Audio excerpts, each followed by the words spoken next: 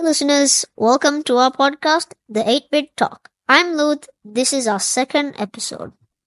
And I'm Zak. Today we're going to be talking about something really interesting and strange, the science of the El Niño. We have a special guest today on the show, Ibrahim Azhan Mohammed, who has studied environmental science at James Cook University, Australia. Welcome to the show, Azhan. Thank you for having me. It's great to be here. So, Azhan, what exactly is the El Niño, and why does it sound like a name from a superhero movie? Well, El Niño directly translates to little boy in Spanish. It comes from the South American fishermen who first noticed periods of unusually warm water in the ocean. Thanks to them, scientists have been able to identify El Niño as a climate pattern that affects the ocean temperature and weather around the world. How does El Niño sneak up on us, and how do scientists know when it's coming? Scientists across the world monitor the ocean temperatures using automated systems day and night.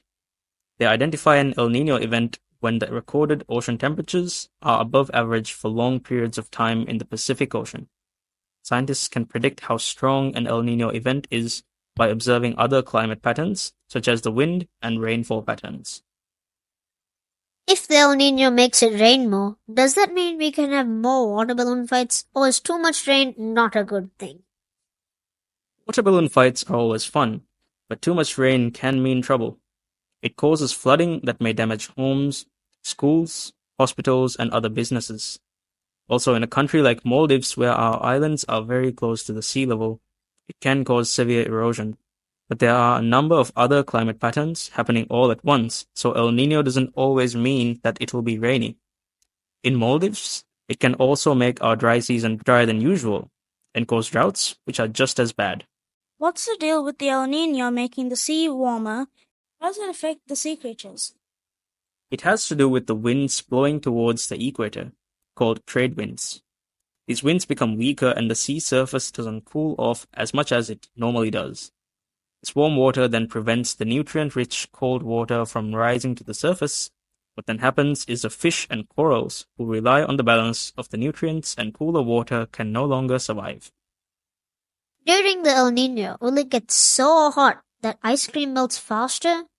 And how do we keep our cool? I think we'll have to do an ice cream melt test before our next podcast. We should try our best to keep our windows open with our fans on, or use air conditioning while indoors. And when out in the sun, it's best to wear loose, light-colored clothing and apply sunscreen. You should also try to practice drinking plenty of water throughout the day, even if you don't feel thirsty, to stay properly hydrated. How does the El Niño turn the weather upside down, and can it really make it rain more in the Maldives during the sunny season? El Niño starts off by weakening our monsoon, causing drier than usual weather that warms our ocean. However, with other climate patterns and the increased water evaporating from the sea, can create more rain clouds. With the weaker trade winds, these clouds stick around for longer, so it may end up raining more. If the sea gets warmer, why is that bad for the corals? And what happens to the fish and turtles living there? There are two main threats to the animals living in the sea during El Niño. One is caused by the droughts, leading to coral bleaching that affects all of our reefs. The second is the extra rainfall, which leads to a lot of pollutants on the ground from our islands running off into the sea.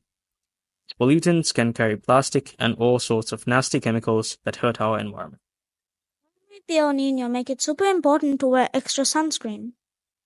During El Niño, it's probably going to be warmer than usual. Since Maldives lies along the equator, we get a lot more UV rays than most other countries, so it's important to wear sunscreen. But we should also keep in mind that a lot of sunscreens are bad to our oceans and especially our coral reefs. If we plan to go swimming, we should try our best to find sunscreens that have a reef-safe label, which is now becoming more commonly available even in Maldives. Can the El Niño make our holidays better with more fish to see, or could it spoil the fun with too much rain? Unfortunately, it can spoil the fun. El Niño often causes both extreme dry periods and extreme rainy seasons. Droughts can push a lot of fish that we usually see while snorkeling into deeper and cooler parts of the water where they are less likely to be seen. But at the same time, Warmer waters may bring in more rain too.